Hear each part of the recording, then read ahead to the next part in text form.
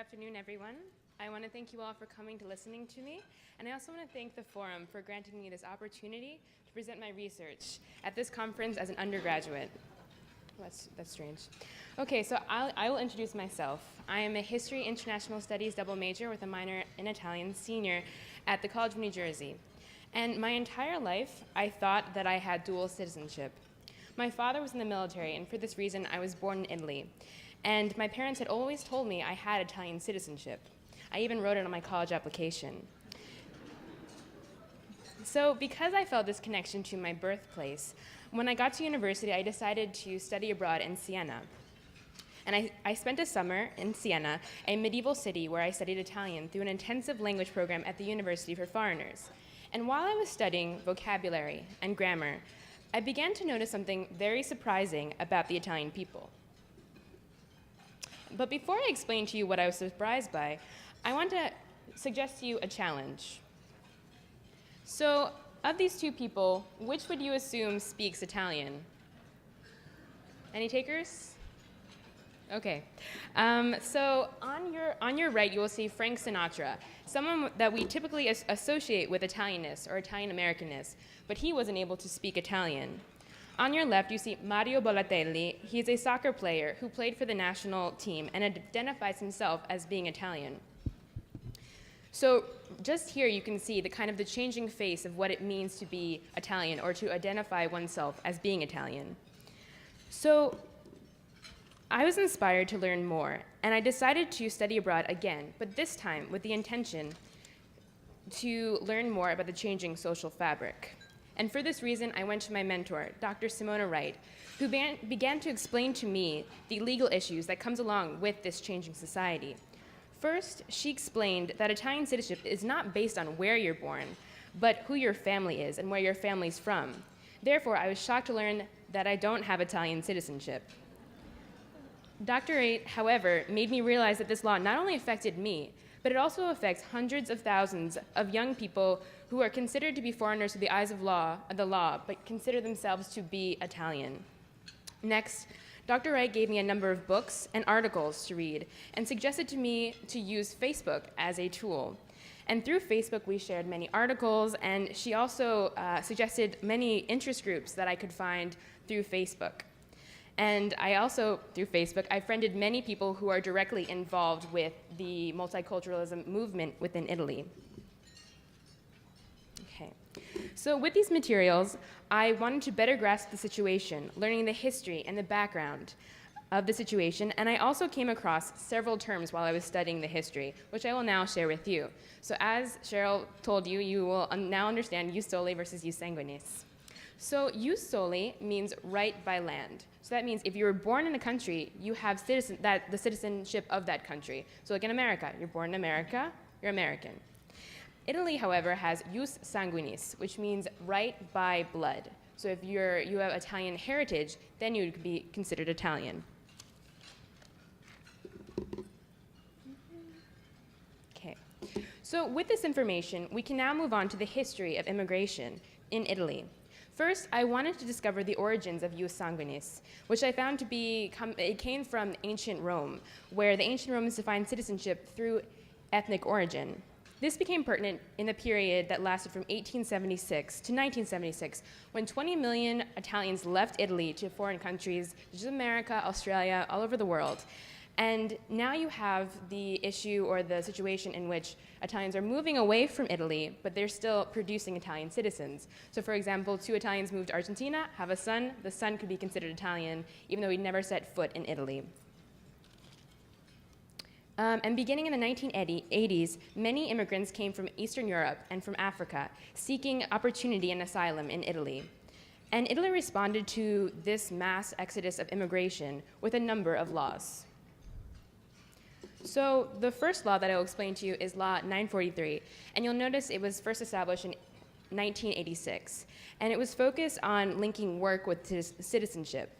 Next, you have the Martelli Law, which is a quota system based on labor demand. Next, there's Law 91, which is the law most pertinent to my research, because it states that a person born in Italy of foreign descent can only apply for citizenship once he or she turns 18 years old. Next, there's the Turco-Napolitano law, which focuses on preventing and containing illegal immigration. Next, Single Act number 286, which focused on creating tougher deportation laws in order to deter illegal immigration. And last, there's the Bossi-Fini law, which linked work contracts with permesso di soggiorno, which is the permission of residence. And so immigrants, although these laws have been promulgated, immigrants are continuing to arrive in Italy, establishing families. And within those families, you have children who are born in Italy and consider themselves to be Italian, even though viewed through the eyes of the legislature, they're considered to be foreign. So with all this information, I decided to study abroad again in spring 2012 in Bologna, an intellectual center where Dante actually went to university. And it's also a hotspot for growing multiculturalism within Italy. I decided to study through Spring Hill Italy Center because the faculty there allowed me to establish, or helped me to establish, connections within the community. For example, Spring Hill allowed or introduced me to this young Filipino boy, John. And while I was interviewing him, he explained to me that his favorite food is spaghetti, his favorite rapper is Fabri Fibra, and he feels most comfortable talking to his Italian friends. So even though he wasn't legally considered to be Italian, he really did identify himself as being Italian. In addition, Spring Hill organized an internship with me where I was granted the opportunity to tutor second-generation middle school students in English. And one day, as I was helping a young girl with her essay, I noticed that she had misconjugated a verb in Italian. And I pointed it out to her and I asked her, "Who's the Italian, you or me?" And she shyly told me, "I'm the Italian." Well, through the eyes of the law, she's not Italian. But this experience allowed me to better understand how young second-generation people consider themselves to be Italian, even though the law says that they aren't. So after having arrived in Bologna, I focused on establishing professional relationships with local faculty members, authors such as Ijaba Shego, and I also attended lectures at Johns Hopkins School of Advanced Studies, also located in Bologna. And while attending weekly forums and conducting personal interviews with authors such as Ramona Parezan and second-generation immigrants, I was able to learn about this issue on a first-hand basis. But not only did I interview people that the law considers to be foreign, I also talked to many Italians about what they thought about the situation. In fact, one day I was discussing my project with one of my friends who is a law student at the University of Bologna. She's Italian, and she was telling me that Italy doesn't use jus sanguinis, it uses jus soli. So after this conversation, I realized that many Italians, even future lawyers, future statesmen, they don't even really understand what's going on and what these people are being dealt with. So I also, not only did I look at interviews and try to figure out the history, but I also wanted to follow the movements of grassroots organizations such as l'Italia sono anch'io and ANCI, which are grassroots organizations that focus on advocating this situation and making Italians more aware of multiculturalism within Italy. For example, through the push of l'Italia sono anch'io, there was a movement in Pesaro, a city, where the statesmen declared that all second-generation Italians would be considered honorary citizens. So they weren't real citizens, but at least they were honorary. Next, I also looked at literature as a tool. And because many school systems now in Italy are really focusing on trying to incorporate multicultural literature written by foreign authors into the curriculum, allowing students to gain a new perspective and a new opportunity to learn about different cultures. But not only did I look at articles and books, but I'm a big fan of movies. So I looked at documentaries such as 18 Jus Soli, created by director Fred Cuonu, that presents interviews with second-generation Italians who talk about their dilemma of being stuck in this paradox of feeling Italian, but being considered foreign. So with all this information, with all the interviews, with all of my resources, I wanted to use the information to create a project that provided a basic intro to the history of immigration to establish a background in which to place the current dilemma. Next, I analyzed the reaction of the Italian government, and I wanted to explain the legislative mechanism to regulate immigration and citizenship, utilizing specific examples from my interviews to kind of illustrate how people are being directly affected by the laws. Next, I explored different outlets in order to kind of add a human interest component to my research. So why is this important? So as a student of Italian language and culture, I wanted to understand more about Italy's complex, changing society. And as more immigrants move to Italy, their children are forced with a serious dilemma. Although they may have been born and raised as Italians, they're not recognized legally as being Italian. So I wanted to focus on the powerful movement, fighting to educate Italians about the nation's multiculturality and legislature that affects immigrants. And with these growing campaigns of second-generation activists and heated debates of concerning globalization, I wanted to use my research to amplify the situation. And just so you guys can, or you all can have an idea of what these grassroots organizations are like, I included a video, and if the technology works, then you will all be able to see it. So this is what I'm kind of using as a way of leading my way of advocating. I'm using them as an example. So while this is loading, the reason why I'm showing you this is because it really presents kind of the changing face of Italy. You'll notice that there's children of Middle Eastern origin and from seemingly all over the world, but they speak Italian, and they're just talking about what they want to be when they grow up. So hopefully it works.